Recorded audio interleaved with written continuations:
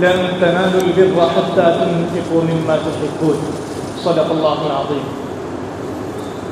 میرے محترم دوستوں اور بزرگوں، اس وقت میرا موضوع ملک کا ایک ایسا حساس مسئلہ ہے جو پورے ملک میں ہر طرف گردش کر رہا ہے، اور اس وقت ضرورت بھی ہے کہ اسی پر بات کی جائے اور اس کی اہمیت کو لوگوں کے سامنے اجاگر کیا جائے۔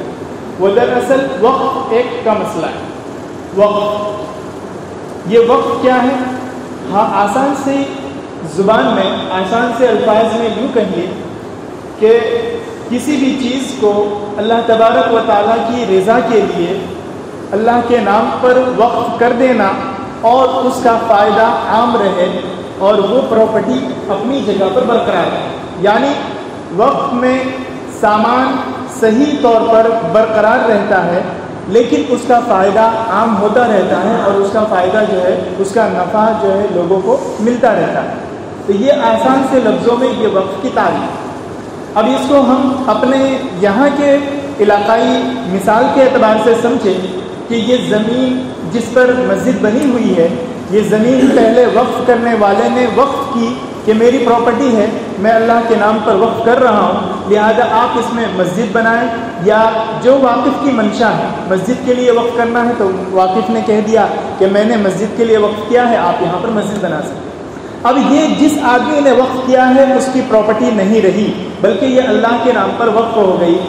اس کے لیے ہمارے ملک میں مختلف طور پر الگ الگ اعتبار سے قوانین بنے ہوئے ہیں، جسے مسلم پرسنل لا کے تحت ہینڈل کیا جاتا ہے، اور ان تمام آئینی قوانین کی دیکھ ریکھ کی ذمہ داری اور یہ جس قانون کے تحت ہے وہ مسلم پرسنل لا، اس کے تحت ہی وقف ایکٹ ہے۔ دراصل پچھلے زمانوں میں جب ہمارے ملک پر مسلمان حکومتوں کا غلبہ رہا، اقتدار پر مسلمان لوگ تھے، اس وقت بہت سی پراپرٹیاں وقف کی گئی تھیں اور اب بھی کی جا رہی ہیں۔ ایسے وقت کی حفاظت کے لیے ایک قانون کی آواز لگائی گئی تھی کہ ایسا کوئی قانون ہو جس کی وجہ سے یہ تمام پراپرٹی محفوظ رہ سکے اور یہ گورنمنٹ اس پر قابض نہ ہو سکے۔ لہذا اس کی آواز تو 1857 سے شروع ہوئی، جس وقت انگریزوں کا ملک پر قبضہ تھا اور اقتدار کا خاتمہ ہوا تھا۔ اس کے بعد انگریزوں نے چاہا کہ جو پراپرٹیز وقف کی ہے اس پر قبضہ کیا جائے اور اسے حکومت کو الاؤٹ کر دیا جائے، حکومت اسے اپنے اس میں لے لے اور جو ملکی نظام ہے اس میں چلائے۔ لہذا اس وقت سے احتجاج کیا گیا اور مختلف قسم کی ترمیمات الگ الگ طریقے سے ترمیم ہوتی رہی۔ آخر میں 1995 میں ایک وقف نیا ایکٹ جو نیا ہے آخر میں وہ منظور ہوا۔ اب اس کے تحت 2013 میں 2010 میں اس طرح جزوی ترمیم، چھوٹی چھوٹی ترمیم ہوتی رہی، لیکن ایسی کوئی ترمیم نہیں ہوئی جس کی وجہ سے وقف کے پورے ڈھانچے کو ختم کر دیا جائے اور وقف کے تمام اختیارات کو ختم کر دیا جائے۔ 2024 میں ملک پر ایسے حکمران طاقت قابض ہے جو مسلمانوں کے تئیں رویہ مخالفانہ رکھتی ہے اور عمومی طور پر اسلام مخالف طاقتوں کا قبضہ ہے، اکثریت بھی انہیں کی ہے۔ لہذا ایسے لوگوں کی زبردستی سے وقف کے لیے ایسا ایکٹ لایا گیا، ایسا قانون لایا گیا جس کے تحت وقف کا پورا اختیار ختم ہو جائے اور پورا کا پورا اختیار کلکٹر کے ہاتھ میں رہے۔ اور ہم ملک کی جوڈیشری سسٹم کو دیکھ رہے ہیں، یعنی عدالتی سسٹم جو کام کر رہا ہے، ججز جو کام کر رہے ہیں، پولیس جو کام کر رہی ہے، کمشنر آفیسر جو کام کر رہے ہیں، اس کو ہم دیکھ رہے ہیں کہ اوپر سے لے کر نیچے تک پورا کرپشن۔ صحیح مسائل کے حل ہوتے ہوتے تقریباً 3 سے 4 مسئلے نکل جاتی ہیں لیکن انصاف نہیں ملتا۔ ایسے حالات میں اگر وقف کی پوری پراپرٹی کو کسی کلکٹر کے ہاتھ میں دے دینا اور اس کے رحم و کرم پر چھوڑ دینا، یہ عقل مندی نہیں۔ ہمیں معلوم ہے کہ اس کا کہاں کس طریقے سے غلط استعمال ہوگا، اور اسی طریقے سے وقف کے پراپرٹی میں ابھی جو ترمیم ہوئی ہے اس کے تحت یہ ہے کہ پہلے مسلمان کے 12 یا 14 ممبر رہ سکتے تھے، وہ مسلمان ہی ہوں گے اس کے ممبر۔ جو بھی پراپرٹی وقف کی جائے گی اس کے اندر ممبر جو ہے وہ مسلمان ہی ہوں گے، اس کے علاوہ کوئی نہیں۔ ابھی مسلمان ہونے کی شرط ہٹائی جائے۔ اسی طریقے سے ایک شرط اور بڑھائی جا رہی ہے کہ 2 غیر مسلم ممبر کا ہونا لازم ہے، ورنہ آگے معاملات نہیں بڑھیں گے۔ جب مسلمانوں کا یہ اپنا آئینی مسئلہ ہے، اپنا ان کو مسلم پرسنل لا کے تحت اپنے قانون پر عمل کرنے کی آزادی حاصل ہے، تو اس میں دوسرے مسلک دوسرے مذہب والوں کو دخل دینے کی کہاں سے گنجائش نکل سکتی؟ اس طرح کی بہت سی ترمیمات ہے۔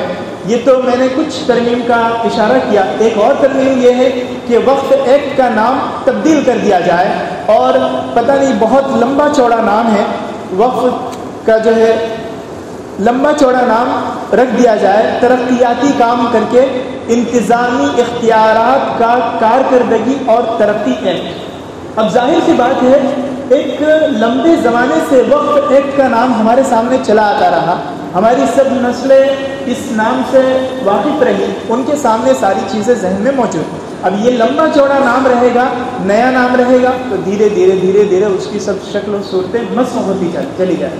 یہ جو نام تبدیل کیا جاتا ہے، اس کا اصل مقصد یہی ہے کہ اس کی پس پردہ تمام تاریخوں کو ختم کر دیا جائے، اور آنے والی نسل اس کے بارے میں اگر تلاش کرنا بھی چاہے تو ایک حد تک پہنچ کر رک جائے، اور پھر بعد میں آتے آتے وہ تمام چیزیں ختم ہو جائیں۔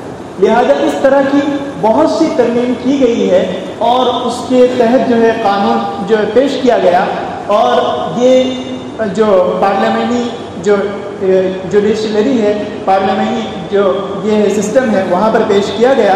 لیکن جو اقتدار پر قابض حکمران کے علاوہ مخالف پارٹیاں ہیں، وہ چونکہ کچھ حد تک ان کے مقابلے میں تھوڑی سی شدت کم رکھتی ہے، اس وجہ سے انہوں نے شدت سے مخالفت کی۔ اس کے بعد یہ طے ہوئی کہ اس کو جو ہے جو ایک کمیٹی ہے اس میں بھیجا جائے، اور اس کے بعد GIPC کہتے ہیں اس کو، اس کے اندر بھیجا جائے، اور وہاں پر لوگوں کی رائے طلب کی جائے۔ جب بھی معاملہ ایسا ہوتا ہے کہ کوئی حتمی شکل نہیں نکل پا رہی ہے اور اختلافات رہ پا رہے ہیں، تو ایسی صورت میں لوگوں کے اوپینین کو لیا جاتا ہے، لوگوں کی رائے کے لیے ایک جو ہے پلیٹ فارم کھولا جاتا ہے، اور اس کے تحت لوگوں کی رائے لی جاتی ہے۔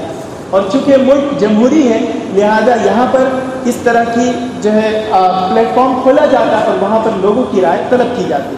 اب ایسے میں ہم لوگوں کو زیادہ معلومات ہوتی نہیں، اب بعض حضرات معلومات رکھتے ہیں، وہ تو رائے دے لیتے ہیں، لیکن بعض حضرات معلومات نہیں رکھتے تو ان کی رائے نہیں جاتی ہے، تو اکثریت ہماری کمی ہو جاتی ہے۔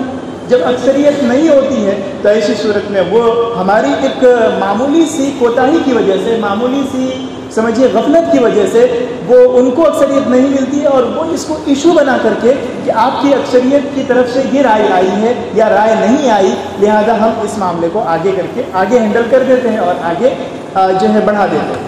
تو ہمیں اس غفلت میں نہیں رہنا ہے، بلکہ ہمیں آل انڈیا مسلم پرسنل لا بورڈ اور دیگر مشترکہ تنظیمیں، جمعیت علماء ہند وغیرہ کی طرف سے جو ایک بار کوڈ جاری کیا گیا ہے، جس میں میل پورا تیار ہے، انگریزی میں، اردو میں اور گجراتی میں، سب میں پورا تیار ہے، اور طریقہ بھی دیا گیا ہے، اور لنک بھی عام کی گئی ہے، اس کے ذریعے سے ہمیں میل بھیج کر کے اپنی رائے کا فقط اظہار کرنا ہے۔ اس تعلق سے ہمیں بیداری ابھی پیدا کرنے کی ضرورت ہے، ہمارے نوجوان طبقہ بھی اس میں متحرک ہو اور اس سلسلے میں بیداری اپنے اندر لائے، اور کوشش کرے کہ ہر ایک موبائل سے جتنی ای میل آئی ڈی ہے وہ تمام کی تمام ای میل آئی ڈی سے یہ میل جائے، تاکہ انہیں اس کا احساس ہو کہ ہاں مسلمان لوگ اس سلسلے میں بیدار ہے۔ اگر یہ چیز نہیں ہوتی ہے اور یہ قانون پاس ہو جاتا ہے تو ایسی صورت میں دھیرے دھیرے ہمارے وقت کی پراپرٹی کم ہوتی جائے گی۔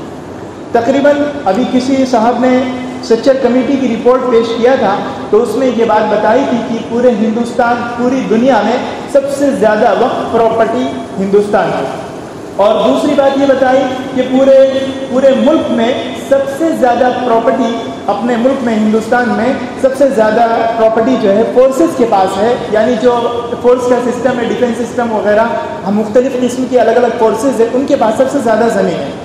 دوسرے نمبر پر ریلوے کے پاس زمین ہے، اور تیسرے نمبر پر وقف کی پراپرٹی ہے جو پورے ملک میں پھیلی ہوئی ہے۔ اب سوچ لیجئے کہ کتنی زیادہ پراپرٹی ہے، جس تعلق سے ہم تقریباً کسی نے اندازہ لگایا ہے 60 لاکھ ایکڑ، یعنی 24,280 اسکوائر کلومیٹر یہ وقف کی جائیداد ملک میں ہے۔ یہ کئی سال پہلے کی رپورٹ ہے، اور ابھی پنجاب کا جو کل رقبہ ہے اس کی آدھا رقبہ یہ پورا کا پورا سمجھیے اتنا پورے ملک میں ہمارے وقف کی پراپرٹی پھیلی ہوئی ہے. اس کی مارکیٹ ویلیو 2 لاکھ کروڑ روپے ہے. 2 لاکھ کروڑ روپے اس کے مارکیٹ ویلیو ہے اور 20,000 کروڑ روپے سالانہ انکم ہم اس سے حاصل کر سکتے ہیں.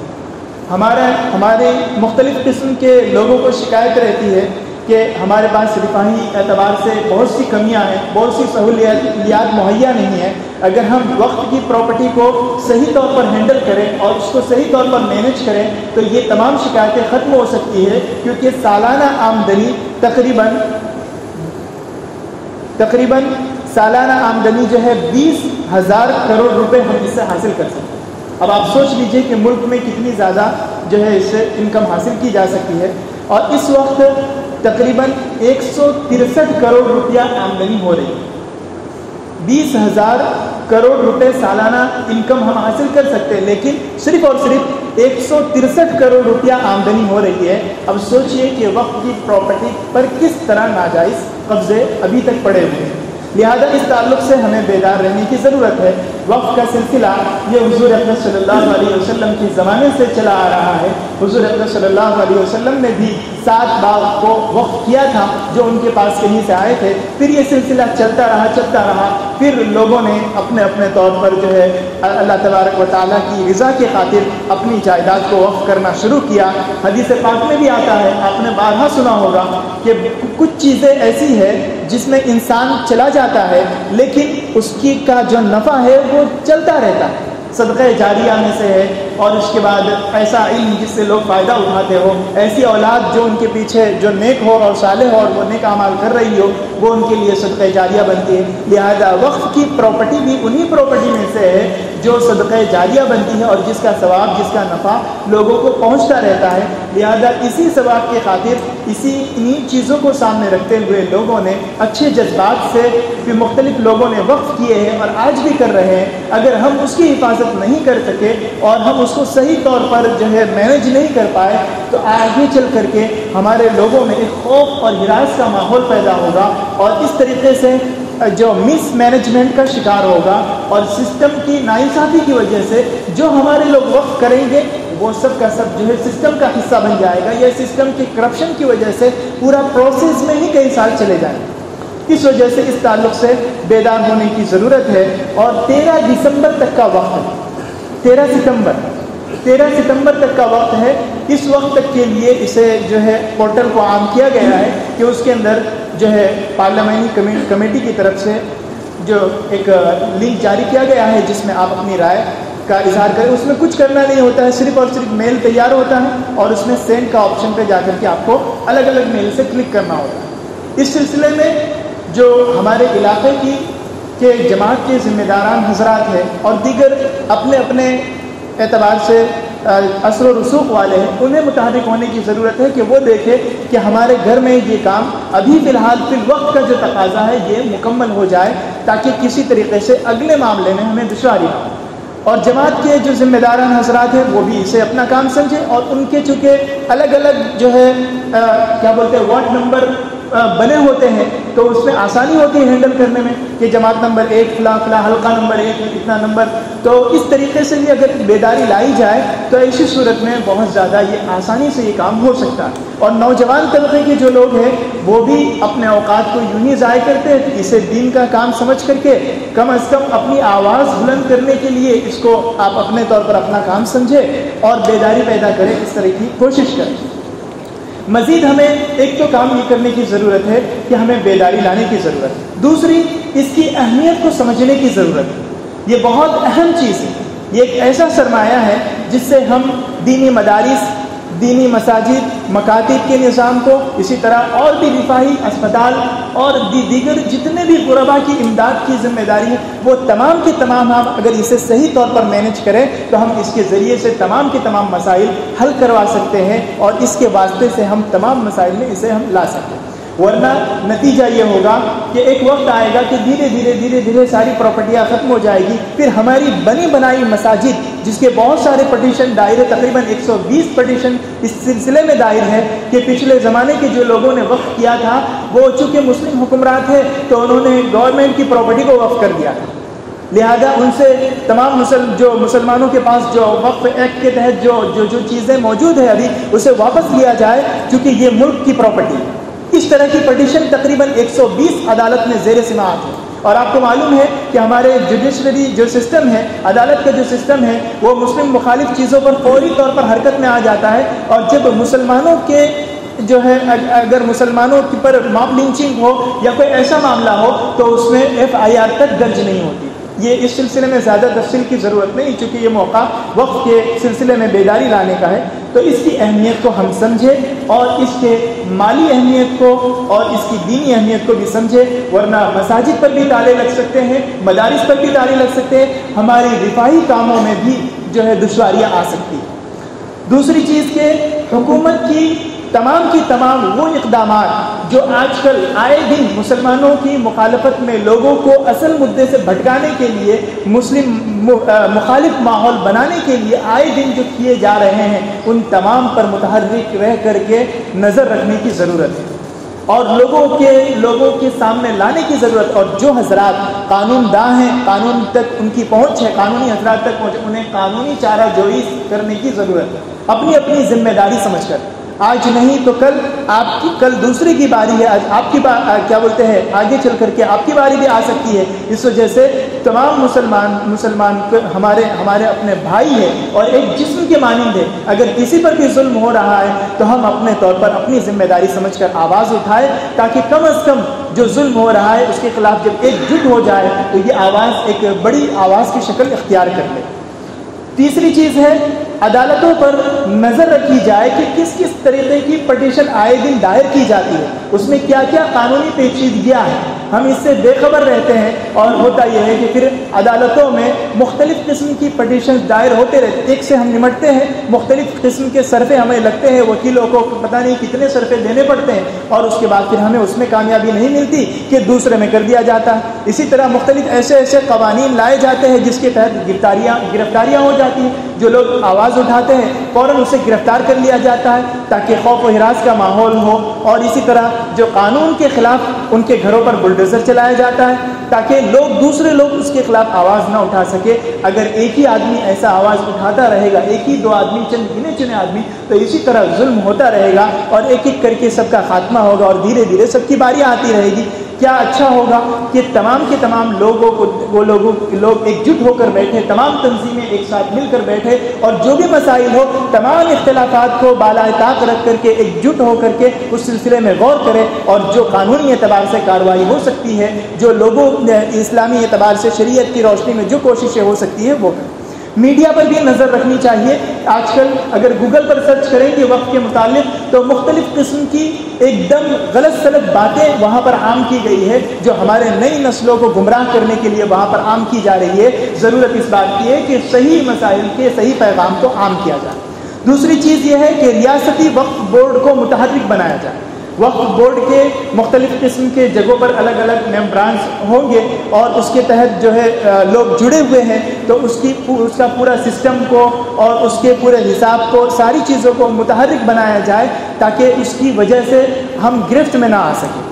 اور اس میں بعض جگہ ایسی ہے جہاں پر فل ٹائم CO مقرر نہیں، CO مطلب جو حساب کرنے والے ہوتے ہیں، پورا مینجمنٹ کرنے والے، تو اب کیا ہوتا ہے کچھ پیسہ دے کر کے معمولی سا کچھ حساب کتاب کروا لیتے ہیں اور فل ٹائم نہیں ہے۔ جب فل ٹائم نہیں ہے تو صحیح طور پر پتہ نہیں چل پاتا ہے کہ کہاں پر کیا ہے اور کس طریقے سے کون سی پراپرٹی مینج ہو رہی ہے، ہمیں فائدہ ہو رہا ہے یا ہمیں نقصان ہو رہا ہے، ہماری پراپرٹی ایسے ہی پڑی ہوئی ہے یا پھر وقف سے کچھ فائدہ بھی ہو رہا ہے، یا پھر ایسا ہے کہ وقف کی پراپرٹی کو معمولی سی لیز پر دے رکھا ہے، کچھ کوڑی کے خاطر دے رکھا ہے اور اب وہ پرانے زمانے سے چلا آ رہا ہے۔ تو ان چیزوں پر متحرک ہونے کی ضرورت ہے، اور وقف بورڈ کے جو تمام پراپرٹی ہے اس کو آن لائن کر دیا جائے تاکہ ہر ایک اس سلسلے میں مانیٹر کر سکے، دیکھ سکے کہ ہماری پراپرٹی کہاں پر ہے، ایکٹیو ہے، اور کون سی ابھی باقی ہے، کون سا پروسیسنگ میں ہے، کس کے تعلق سے کارروائی چل رہی ہے۔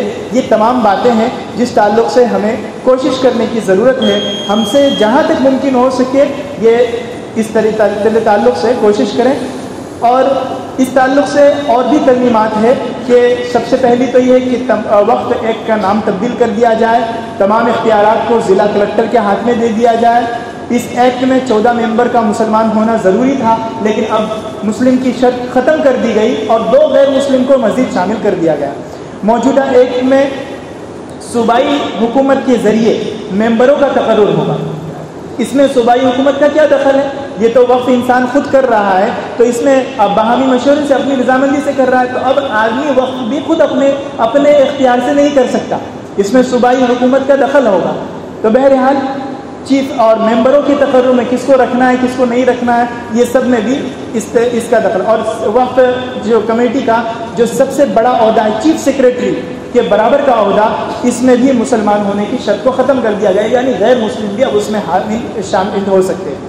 اگر کوئی وقف نئے قانون کی منظوری کے بعد 6 ماہ تک اثر نو رجسٹریشن نہیں کرایا جائے گا تو اس وقف کے نفاذ کے لیے مقدمہ اور قانونی کارروائی نہیں ہوگی۔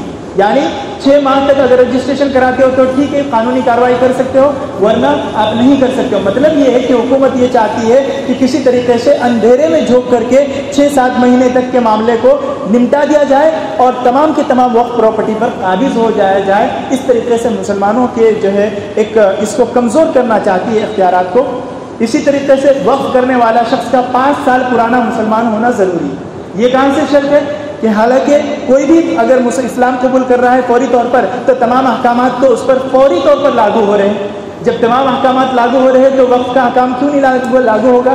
گویا یہ ایک اعتبار سے مسلمان کے مسلم پرسنل لا میں مداخلت ہے کہ تم اب اس ملک میں جینا چاہتے ہو تو ہمارے بتائے ہوئے اصول کے مطابق جیو گے، حالانکہ یہ ہمارے ملک کے آئین اور کنسٹیٹیوشن کے خلاف ہے۔ اس طریقے سے وقف کی جائیدادوں پر جدید اور قدیم قبضے کے خاتمے کے لیے جو قانون تھا اسے حذف کر دیا گیا۔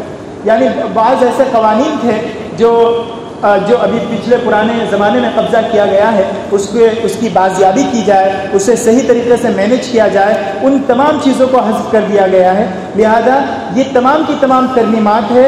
اس وجہ سے ان چیزوں کو ذہن میں رکھتے ہوئے جو بتلائی ہوئی چیزیں ہیں کہ بیداری لائی جائے، اس کی اہمیت کو سامنے رکھا جائے اور حکومتی تمام چیزوں پر نظر رکھی جائے کہ کب کیا ہو رہا ہے۔ ورنہ مولانا ابو الحسن عالمی ندوی رحمۃ اللہ علیہ نے اس زمانے میں کہا تھا کہ اگر تم لوگ 5 وقت نماز تو کیا تہجد کی پابند بن جاؤ، پوری قوم تہجد کی پابند بن جائے اور ملک کے حالات پر نظر نہ ہو اور ملک کے حالات کے تحت بیداری نہ ہو، اس تعلق سے کوئی فکر نہ کرے، تو ایک وقت ایسا آئے گا کہ تمہارے یہاں 5 وقت کی نماز پڑھنے والا بھی نہیں ہے۔ کیوں؟ کیونکہ قانونی اعتبار سے ہی اس طرح الجھا دیا جائے گا۔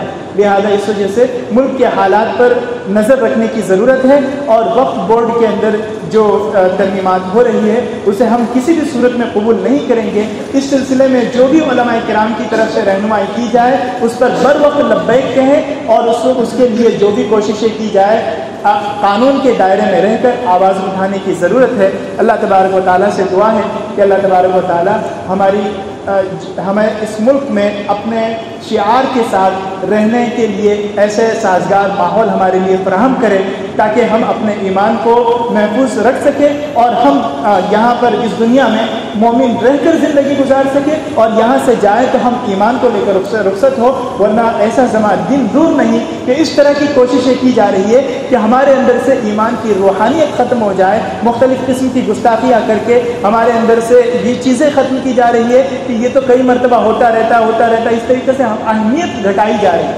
لہذا اگلا ان کا ٹارگیٹ یکساں سول کوڈ ہے۔ اگر یہ چیز ہو جاتی ہے تو پھر ان کا اگلا قدم یکساں سول کوڈ ہے، یعنی ایک ملک ایک قانون۔ اور پوری عالمی سطح پر ایک دجالی کوشش یہ کی جا رہی ہے کہ نیو ورلڈ آرڈر کے لیے پورا پروگرام بنایا جا رہا ہے، ہر ملک کی رعایا کو اس کی حکومت سے ایک اعتبار سے بدزن کیا جا رہا ہے، ان کو توڑا جا رہا ہے اور ان کو ٹکڑا ٹکڑا کیا جا رہا ہے تاکہ لوگ ایسا سمجھے کہ اب ہم پر بہت ظلم ہو رہا ہے، اب ہمیں کسی نئے قانون کی ضرورت ہے۔ پھر اقوام متحدہ کے ذریعے یا کسی اور تنظیم کے ذریعے ایک نیا قانون کا آرڈر جاری کر دیا جائے گا جس کے تحت پوری دنیا کا ایک قانون ہوگا اور اس قانون کو ہینڈل کرنے والا دجال۔ اور یہ دجالی سازش کا ایک حصہ ہے. اس طریقے سے دجالی طاقت کو فروغ دیا جا رہا ہے. اس وجہ سے ہمیں اس سلسلے میں متحرک ہونے کی ضرورت ہے. جمعہ کو جو ہے پابندی سے سورہ کہف اہتمام سے پڑھنا چاہیے. اس کے لیے پابندی کرنے کی ضرورت ہے. اور اس تعلق سے وقت کے تعلق سے بھی بیدار رہنے کی ضرورت ہے. اور جہاں جہاں مسلم مخالف چیزیں ہو رہی ہیں ان پر سنجیدگی سے غور کر کے اس کے جو ہے گہرائی میں جا کر سر جوڑ کر بیٹھ کر کے اس کے تعلق سے قانونی کارروائی کرنے کی ضرورت ہے. صرف روڈ پر نکل کر کے نعرہ بازی کر لینا اور یہ عقل مندی کی بات نہیں ہے، بلکہ اس قانونی اعتبار سے قانون کے دائرے میں رہ کر بھی کوشش کی جائے تو انشاءاللہ کامیابی ملے گی. اللہ تبارک و تعالیٰ سے دعا ہے کہ اللہ تبارک و تعالیٰ ہم سب کو کہیں سنی باتوں پر عمل کرنے کی توفیق عطا فرمائے. آمین. وآخر دعوانا الحمدللہ رب العالمین.